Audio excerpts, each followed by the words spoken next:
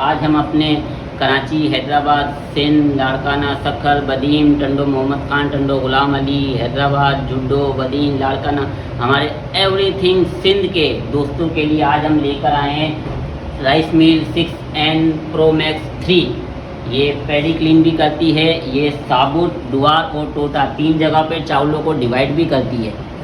इसमें 2.5 HP की single phase motor लगी हुई है। इसमें हमारे पास और मज़ीद मॉडल भी हमारे पास मौजूद हैं। आप हमसे रब्ता कर सकते हैं। हमारा रब्ता नंबर है 0300 86 26048। और मज़ीद हमारे इन्फॉर्मेटिव वीडियोस के लिए आप हमारे Sobi agro machinery Karachi branch के चैनल को सब्सक्राइब करें, लाइक करें और बेल आइकन का बटन दबाएं, जिससे आपको हमारी मज़ीद और इन्फॉर्मेटिव वीडियो मिलेगी। और हम अपने सिंध के दोस्तों के लिए, कराची के दोस्तों के लिए हम लेकर आए। हमने कराची में अपना शोरूम खोल लिया है। हमारा एड्रेस भी है इमेजिना road, Tibet centre, HS Advani street,